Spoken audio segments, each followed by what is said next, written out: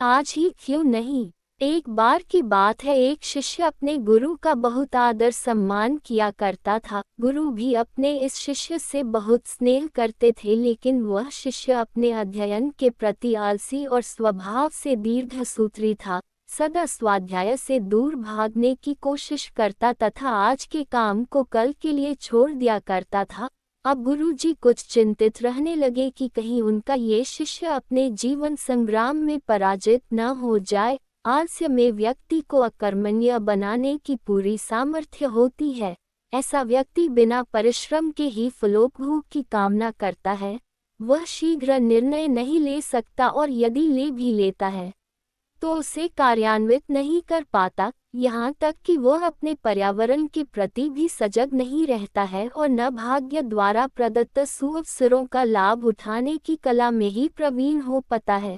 उन्होंने मन ही मन अपने शिष्य के कल्याण के लिए एक योजना बनाई। एक दिन एक काले पत्थर का एक टुकड़ा उसके हाथ में देते हुए गुरुजी ने कहा, मैं तुम्हें ये जादुई पत्थर का टुकड़ा 2 दिन के लिए देकर कहीं दूसरे गांव जा रहा हूँ। जिस भी लोहे की वस्तु को तुम इससे स्पर्श करोगे वह स्वर्ण में परिवर्तित हो जाएगी, पर याद रहे कि दूसरे दिन सूर्यास्त के पश्चात मैं इसे तुमसे वापस ले लूँगा। शिष्य इस सुअवसर को पाकर बहुत प्रसन्न हुआ, लेकिन आलसी होने के कारण उसने अपना पहला दिन ये कल्पना करते करते बिता दिया कि जब उसके पास बहुत सारा स्वर्ण होगा तब वह कितना प्रसन्न, सुखी, समृद्ध और संतुष्ट रहेगा। इतने नौकर चाकर होंगे कि उसे पानी पीने के लिए भी नहीं उठाना पड़ेगा। फिर दूसरे दिन जब वह प्रातःकाल जागा, उसे अच्छी तरह से स्मरण था कि आज स्वर्ण पाने का दूसरा और अंतिम दिन है। उसने मन में पक्का विचार किया कि आज वह गुरुजी द्वारा दिए गए काले पत्थर का लाभ जरूर उठाएगा। उसने निश्चय किया कि वो बाजार से लोहे के बड़े बड़े सामान खरीद कर लाएगा और उन्हें स्वर्ण में परिवर्तित कर देगा। दिन बीतता गया, पर वह इसी सोच में बैठा रहा कि अभी तो बहुत समय है, कभी भी बाजार जाकर सामान लेता आएगा।